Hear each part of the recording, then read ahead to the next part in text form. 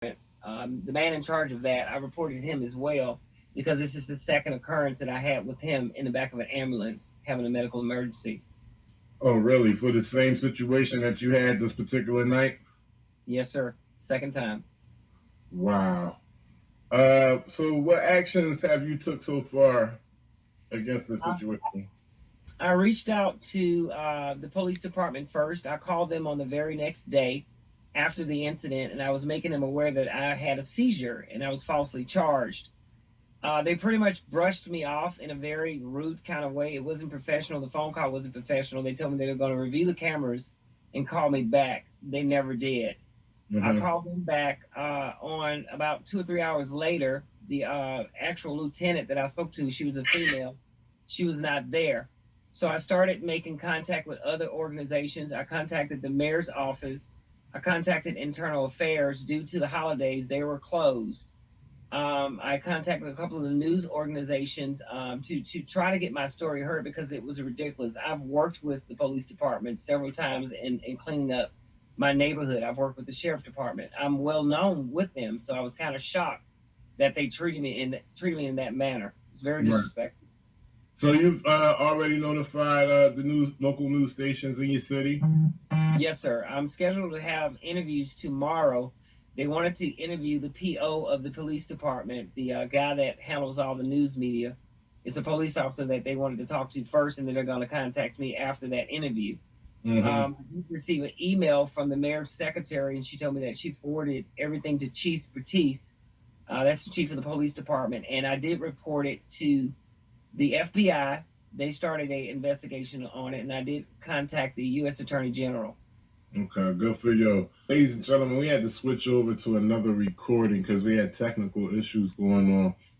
But I want to thank you, first of all, for reaching out to me. You did tell me that you reached out to local news stations and you're scheduled to meet with them tomorrow, right?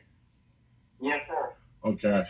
I want to thank you for giving me this news first. And I understand that you weren't able to get names and badges because of the ordeal you was going through, but I'm pretty sure your lawyer's going to follow up on that, right? Yes, sir.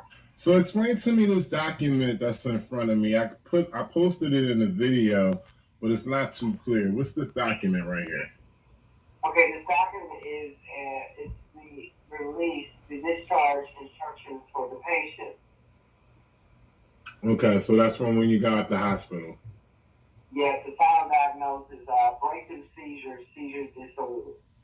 Okay, and also there's a picture of a medicine bottle.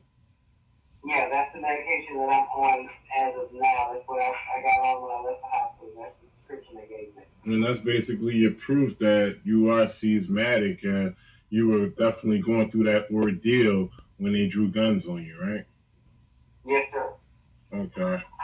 The hospital is not going to issue that kind of medicine, and if you're not a seizure patient, you're not going to get that medicine. And this is your mugshot right here? Yes, sir. That's the actual arrest date. Okay, are those bruises? I see like kind of a red blur on your forehead. Did they rough you up? Yeah, I was treated like a criminal. They grabbed me and pushed me aside of the car, all kinds of stuff. Wow. Anything about body cam or anything from your lawyer? Did he mention anything about that?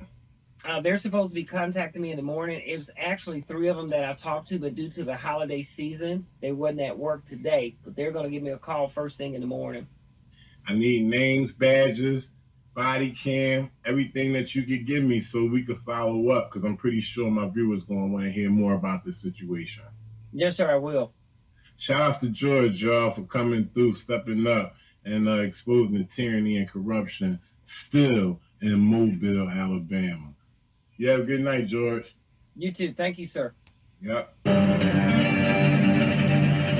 just a black man with cameras. I shouldn't even be here right now because I could have been killed.